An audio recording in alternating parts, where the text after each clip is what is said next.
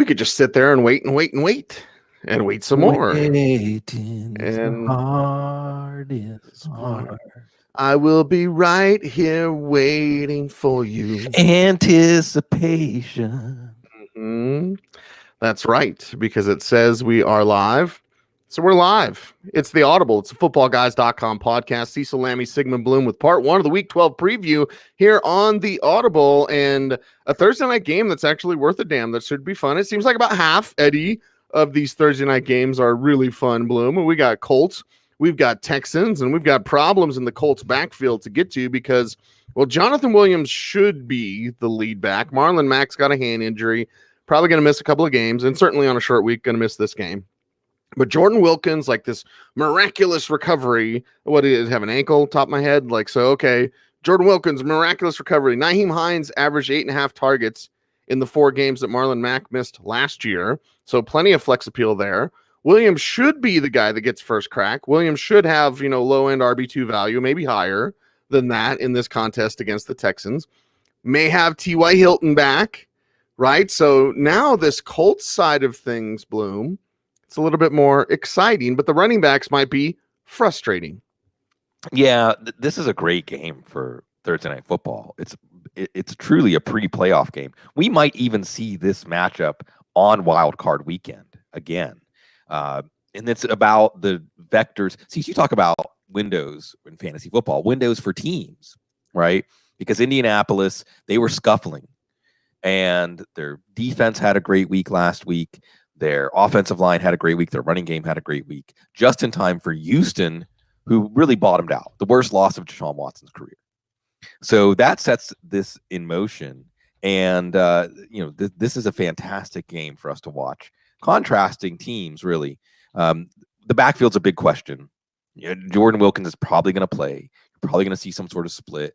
If they're going by incumbency, it's Wilkins. If they're going by who's hot, it's Williams. And then there's Nyheim Hines. I suppose the only one I'd feel confident about, assuming Wilkins is active, is Hines in a PPR league. Just that incremental extra snaps, extra targets. And then we have to factor in whether T.Y. Hilton's going to play. That also should nudge you to playing Nyheim Hines. And again, as we went over on the waiver wire show, I like Nyheim Hines as a player. I want to see him get more involved here. You're not really trusting any other pass catchers for this team. Even Eric Ebron, Doyle had a 0 last week because if it's Chester Rogers and Zach Pascal, Jacoby Brissett is not exactly going to light it up through the air, even though Houston is a weak secondary. I think they're going to stick with the running game. I think they have their blueprint here behind that strong offensive line. Try to get Quentin Nelson a keg stand that counts this week, Cease. So if T.Y. Hilton's back, there's a 0 possible with that calf injury, but we know T.Y. Hilton versus Houston. This is one of the truisms of fantasy football. Always play T.Y. Hilton against Houston.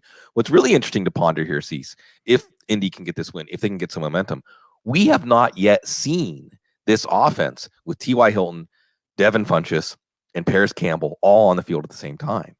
So this could be one of those situations where come December, come January, even with Jacoby Brissett, who's a somewhat limited quarterback, this offense is as good as it has looked all year. That's one of the things Houston's going to have to contend with.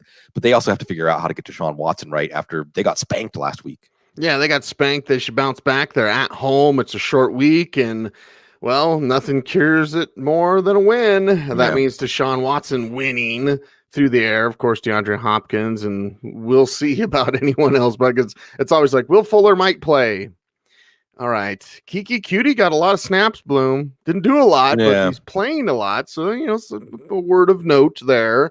A word of note to the running back position. Like, they're never going to use Duke Johnson Jr. the way he should.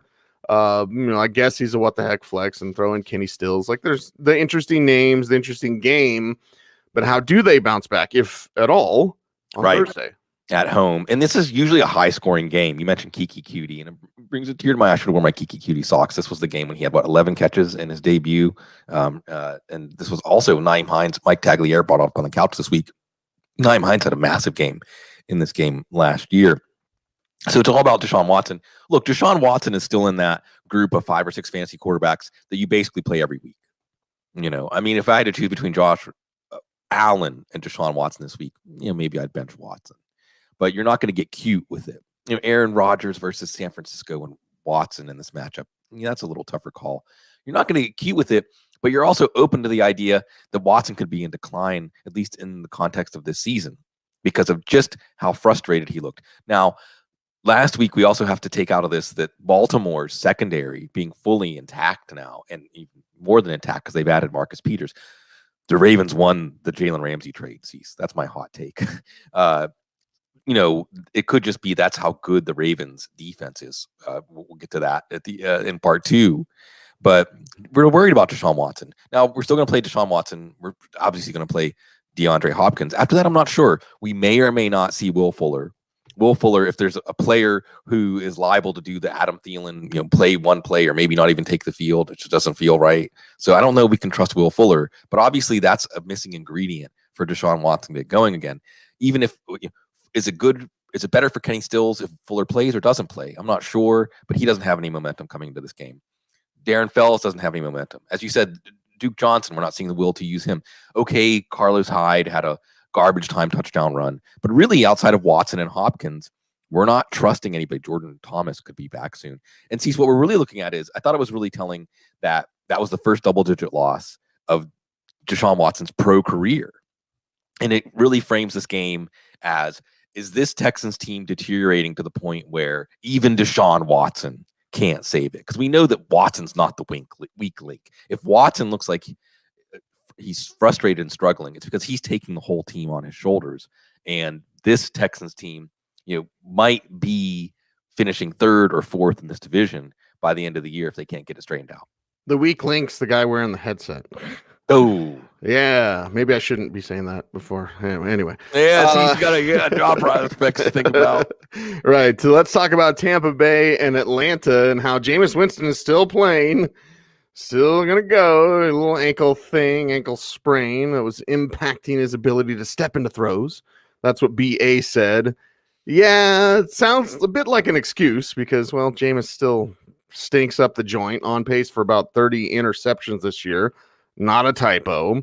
All right, let's look at the backfield then, which now is made even more complicated because Dare Ogunbowale got involved with 43% of the snaps, and Rojo's not getting it done as a starter. Peyton Barber's vulturing those touchdowns.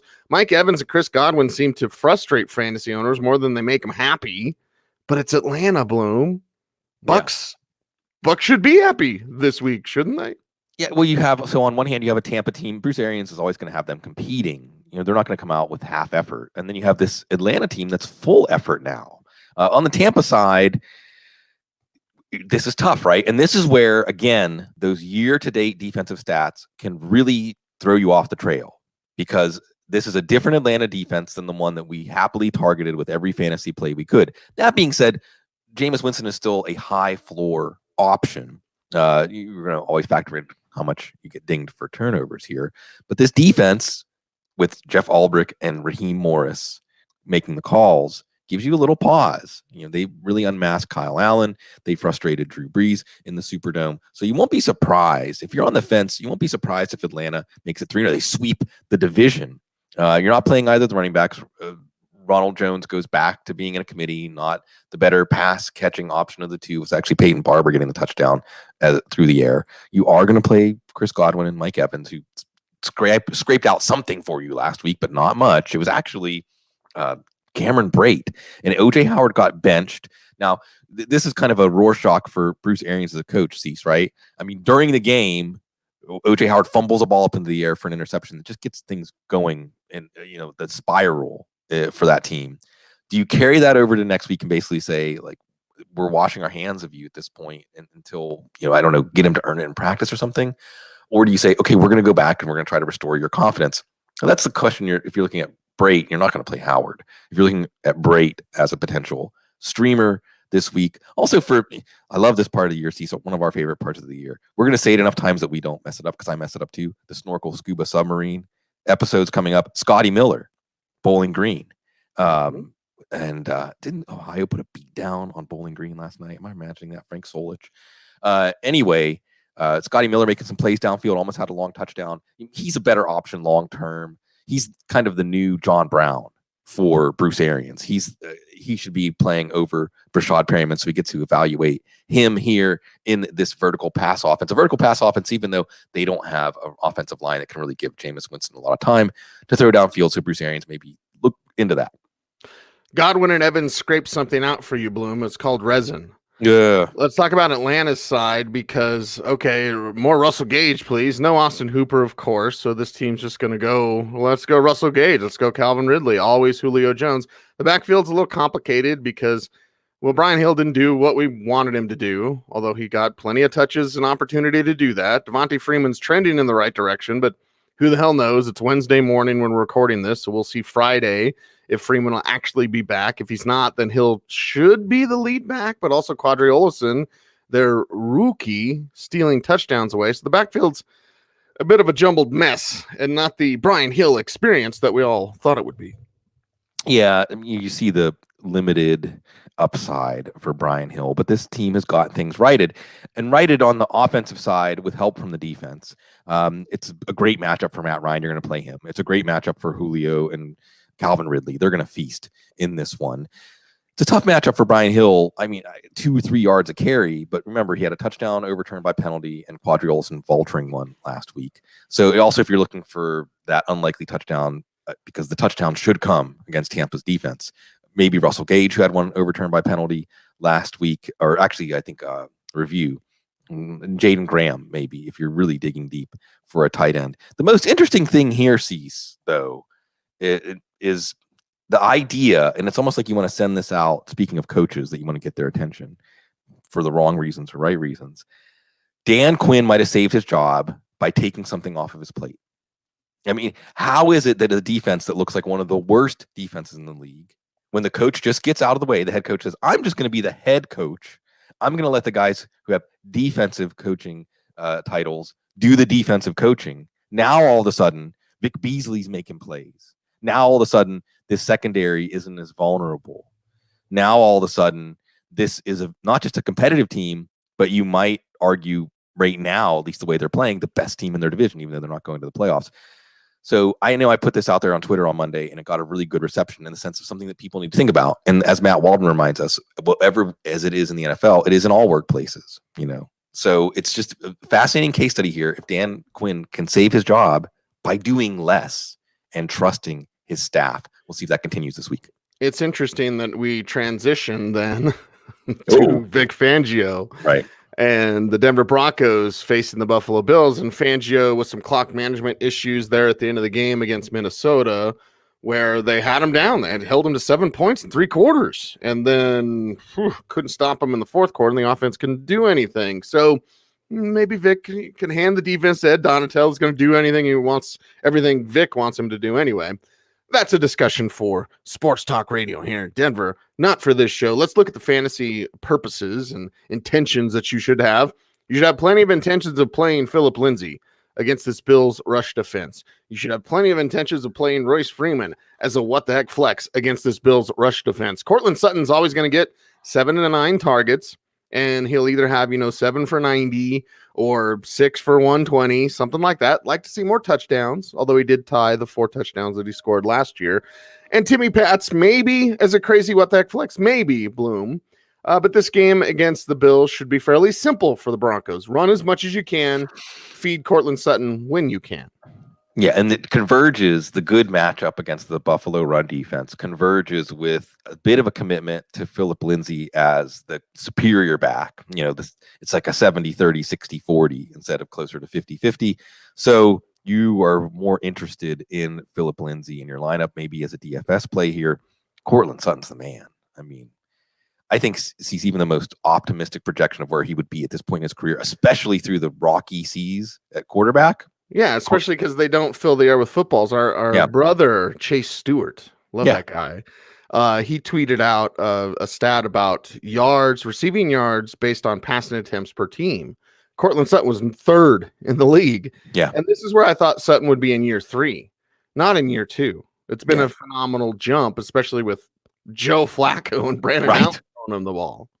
Right. So he's the man. You're leaving him in there. And again, he can even throw a pass. That was a pretty pass that he threw last week to Tim Patrick. Tim Patrick, a little bit, I think it's going to be some light snow, 10-mile-an-hour wind, at least on the Wednesday forecast, Brandon Allen. At least they're willing to take those shots downfield, including to Noah Fant. And Noah Fant is firmly in our low tight end 1 ranks. And if you watch Noah Fant, we pointed this out. There's even more there than what he's harvesting right now, but it's there for him, even with Tim Patrick as a viable number 2 option. That being said, how many passes did Allen throw last week? He's like 41, 39, and I think he completed like 12 of them. Yeah, 17. I think it was 17. But the point is, you want to keep that, maybe keep the 17 up there, but down to more like 25 or 30, and you want to get to the 30s in running back carries in this one. It's Denver, so they're going to be in the game. It's going to go down to the fourth quarter. Buffalo needs this one, obviously. Buffalo has control of their playoff destiny. Losing a game like this to Cleveland really hurt a couple of weeks ago. Cleveland playing spoiler. But this is probably going to be a game of some misfire, some underachieving by teams, some missed opportunities, and just who can take advantage of it at the end. And that doesn't make you feel good as a Broncos fan of all the fourth quarter leads they've blown this year. Communication is key on that Broncos defense, as you saw on the big Diggs touchdown last week, because Chris Harris Jr. thought Kareem Jackson would be back there, and he wasn't, and it led to a big play. So does that happen this week with Smoke? It certainly could with John Brown out there. Dawson Knox, now tight end, becomes a problem spot again for the Broncos. Smith and Kyle Rudolph both kind of got off.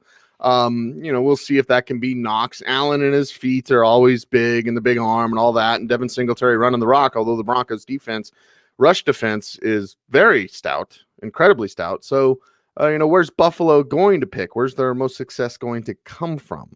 Yeah, Shelby Harris going to get 3 sacks again. I'm still like, no. Shelby Harris? He's pricing himself out. Let's just say I don't think Shelby's going to be here next year. Yeah, well, it's good for him. It's good for his family. Josh Allen's coming in with some momentum. He had his best game of the year, probably. Not was against Miami. He's also been limiting mistakes. And I think that you're still going to play it somewhat close to the vest here. Like Philip Lindsay, Devin Singletary has the ability to be a week winner, but his team needs to give him that opportunity. It's dismaying to see Josh Allen running the touchdowns or Frank Gore to get those goal line carries. You're still going to play Singletary at least as a flex here, although, as you pointed out, the Denver run defense is getting better. Because of John Brown's week last week, and like you said, the chance for that one letdown, just one play, you're going to leave John Brown in your lineup, but it's going to be a Cole Beasley day. This could be a day, I think, again, because Allen's playing safe, smart football, a little more Cole Beasley. And, it's, again, I expect both of these offenses. This is not going to be an inventive offensive game. This is not going to be a game where you see some wrinkles and some things and, pushing players to their limit. I think both teams are going to color in between the lines. Again, what was the score of that Buffalo-Cleveland game? Like 19-16. That's the kind of game we're looking at here. Big playoff implications and maybe job implications for Vic Fangio as we march forward. Yeah, and I was the dumb guy that asked Shelby Harris after he was signed by the Broncos. I was like, do you have a Shelby? And he was like, what? He's like, I drive like a 2007 Grand Cherokee. Yeah, he's going to be able to afford some Shelbys now. Yeah, whatever he wants after that game. All right, let's move on to the next game, and that's Giants. And that's Chicago, and oh boy, this could be a fun one. Now, Evan Ingram, as we record on Wednesday morning, still out with a foot injury, but Red Elson has a concussion. Okay, Sterling Shepard still in the concussion protocol, although he's trending to return. Evan Ingram should be back, but we just don't know. We don't know where Saquon Barkley's at in terms of being held in check that last time out against the Jets in Week 10. Well, they've had some time to think about it. So how about they do something about it here in Week 12? This is actually an interesting game because of where these teams are right now. I see the Giants trying to do that Cleveland 2018 second half thing where you build momentum, you build confidence, you pull together behind your quarterback, and you feel like everything's going in the right direction. This is a really good game to establish that. On the other hand, Chicago's defense, which, I mean, they weren't poor against the Rams. The Rams' offense is poor. They're not impacting games like they did last year. This is a game where maybe because Daniel Jones, and bless Daniel Jones' heart, he's going to hang in there and make throws. Daniel Jones is not going to be a shy away quarterback. Daniel Jones is going to try to make plays against the blitz. Daniel Jones is going to try to make throws downfield. And he's got the array of weapons, probably Sterling Shepard back this week, to do that. Will the Bears force him into errors? So that's what I'm going to be watching in this one.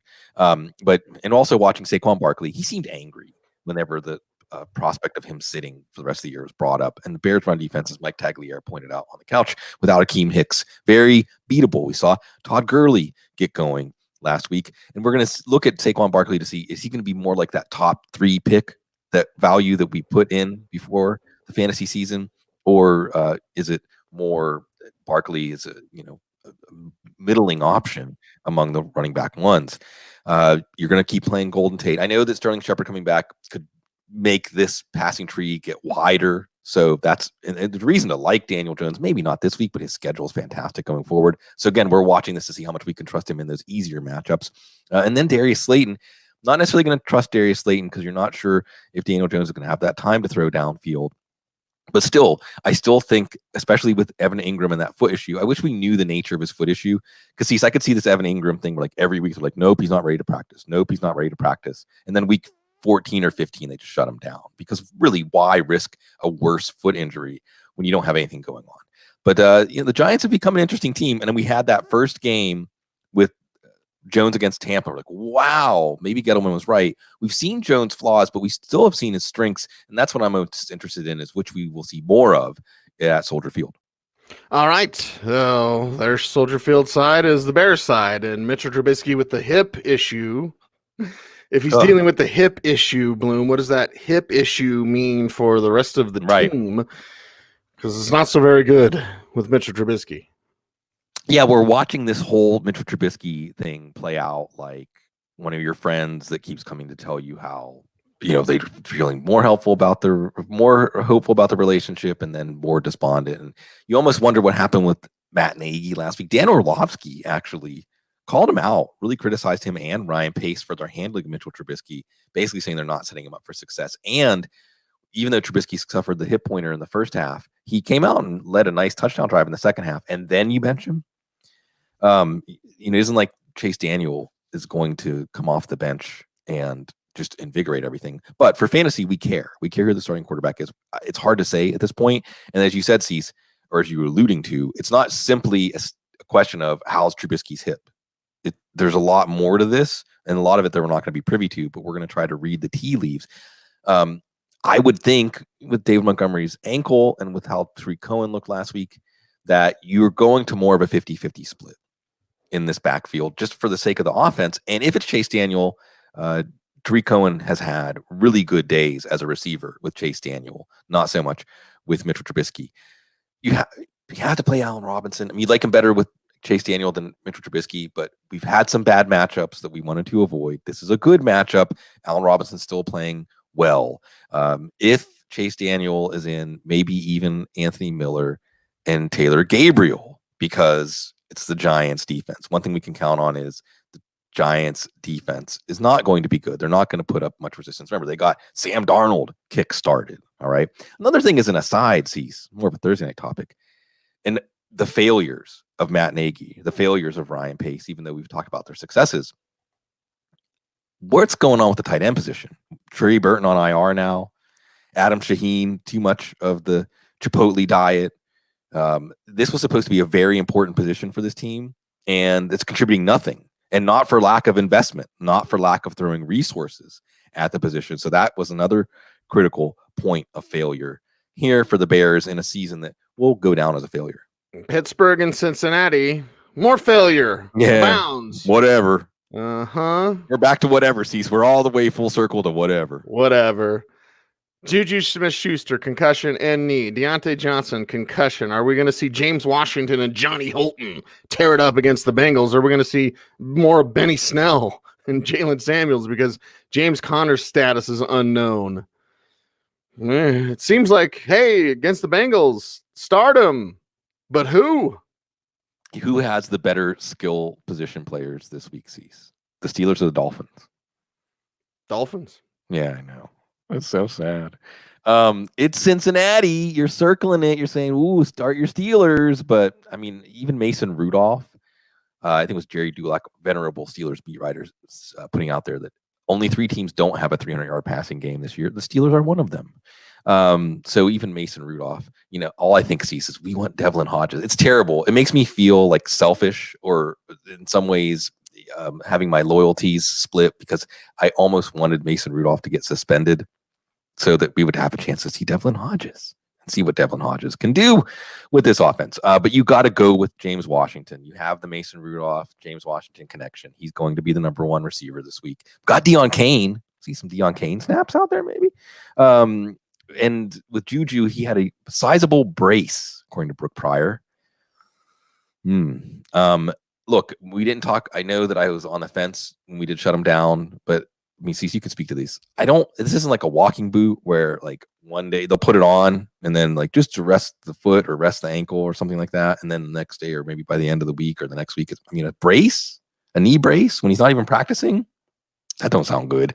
Is it a Vance McDonald week? I mean, all roads are converging at Vance McDonald here against Cincinnati. And that just fits right into Mason Rudolph's hot zone, 5 yards at the line of scrimmage. Cincinnati is rolling over. We'll see if we can continue to count on this team, the Steelers team.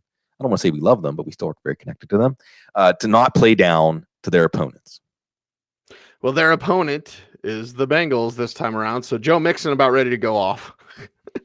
Or, well, maybe. It's always the fear, right? So the Bengals side, because we know, all right, Ryan Finley's out there slinging it. He's trying. What's going to work with Tyler Eifert, Tyler Boyd, Auden Tate, anybody, including Mixon? Old Mixon. I mean, you're still going to play Mixon. It's Steelers defense, but Mixon's running hard and playing well. That's it. Poor Ryan Finley. I mean, and I like Zach Taylor. Like, we're not going to go back to Andy Dalton.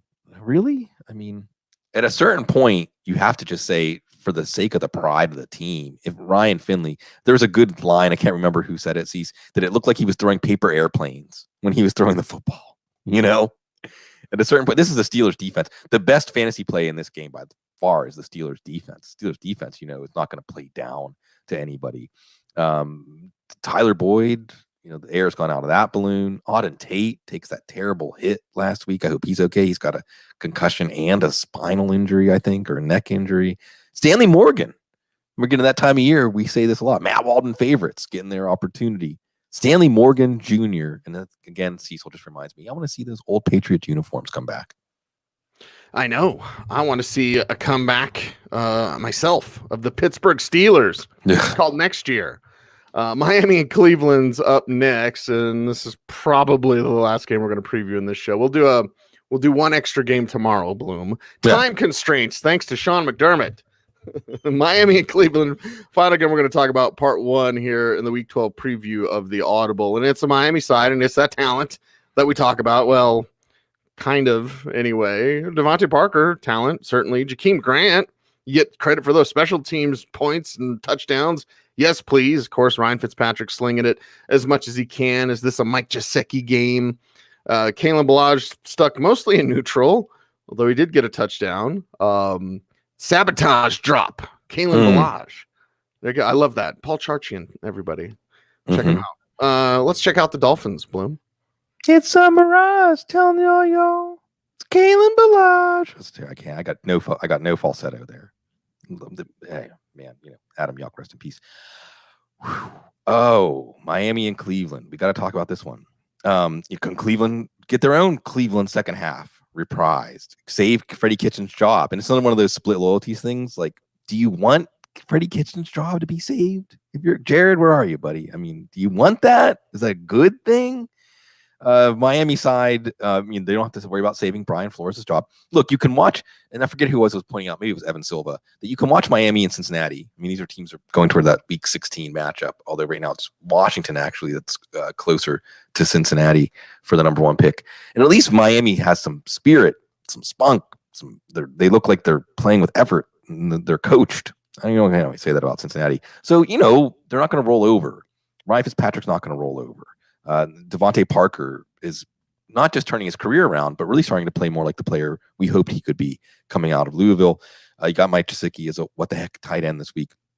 Mainly we're watching the backfield here again. Mark Walton, another terrible incident for him, released. I don't think we're going to hear about him. I don't think we're going to be talking about him in the NFL again. But we are going to talk about Patrick Laird. And at the very least, Laird is that receiving down back. He's going to be an interesting PPR factor a la Jalen Richard, right? Remember Jalen Richard this time of last year? The team is going to be playing from behind, or, if they're lucky, they're competing with some other bottom tier teams. But that's going to be a lot of leaning on that receiving running back. And then maybe, just maybe, some rational coaching about Kalen Ballage and how, he's just not going anywhere, even if he gets the touchdowns here. So I'm watching Patrick Laird as that truly unlikely backseat, but not that unlikely when you remember that he was their best running back in the preseason. And Miami-Cleveland is kind of like a preseason game in terms of quality. Yeah, so let's check it out, see what's there. The Cleveland side's easy. David Njoku did return to practice. Don't think he'll play this week. It did open up the 21-day window for him to decide. Oh, wait, or he was designated return, Bloom. What's the information you have? Because he was just designated return. Okay, so that happened with David Njoku. Will we see him this week? Hell, I don't know. But we got Odell Beckham Jr., Jarvis Landry, Kareem Hunt, Nick Chubb to talk about. Plenty of fantasy assets for you with the Browns. Don't know if that equals wins, but whatever. They're at home. Everybody bark and beat the Dolphins. Yeah, it's a good spot for Cleveland. It should be a get-right spot for this offense. Although, again, do you want it to get so bad so that Todd Monken gets the call-up, speaking of doing less as a head coach to save your job? But we'll see. Rashad Jones, was there any good players left on the Miami defense? Rashad Jones been playing through some injuries or trying to play or whatever through some injuries. He's on IR now, just in case. If you had week 12 in the Rashad Jones IR pool, you won. If you had week 12 in the pool for Odell Beckham, you should win. If Odell gives us another 4 for 55 kind of game, I'm not saying you're benching him down the stretch, but this should be a big spot for him. It should be a great spot for Chubb. Chubb is that classic candidate for touchdown regression. This could easily be, and if it's not a good Odell Beckham week, it's because it's pass interference instead of catches and Nick Chubb finishing drives. You're still going to play Kareem Hunt in your PPR leagues. Your only worry here is if Cleveland can get out to a lead, does Hunt get the receptions, the 6, 7, 8 receptions he's been getting? That being said, against this AAF level defense, Kareem Hunt, what's going to be the higher number, Cease? The number of Kareem Hunt touches or the number of tackles broken? I might take tackles broken in this one. We saw him last week against the Steelers, a tough defense, breaking some tackles and making some third downs that he should not have been able to get. Jarvis Landry's still hot. Leave Jarvis Landry, and he's a high floor option here. And then with Njoku, maybe not back this week, week 15, Arizona. So go get him off the waiver wire if he's sitting there. And also, the interesting thing again, CC, look at this. This Cleveland team is 4-6, and they should be 5-6 after this game. They have to go to Pittsburgh. I wish I could say the Steelers are going to win at home. I don't know.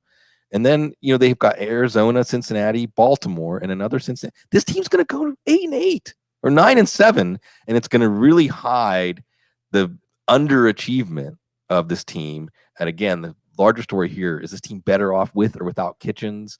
I'm afraid it's without, but if they finish 8-8 or 9-7, that's probably going to give them another year.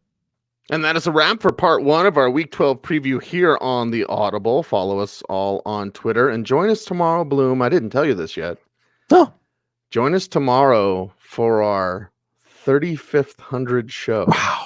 3,500 shows, ladies and gentlemen. Literally thousands of hours we spent with each other. Yeah. We spent with all of our great people. Yeah. And what really makes me feel great when you say that number, Cease, is I know that some of the people listening right now that are in the chat room live, people that are listening through whatever their favorite podcast outlet is, they were there with us at episode 100 or episode 50. If you were there for episode 1, where I said welcome back on the first show. Forgiving. I know. If it's episode 1, then you're very forgiving and if you were there for some of those first episodes, reach out to us and let us know your memories and let us know what you might want us to encourage you about. Whatever it is in your life, that you need a little oomph, a little push over the hump. We can be like your Stuart Smalley. We can be your daily affirmation because you've been our affirmation for a long time now. We couldn't do it without you. Yeah, I said welcome back at the beginning of our very first show. Mm-hmm. And then I blasted baseball within like the first 10 minutes of the show. So some things never change, but we did change. We did grow, and we thank you guys for that. 3,500 shows tomorrow. So stay tuned for that. He's Sigmund. I'm Cecil. We're the Audible. Stay frosty.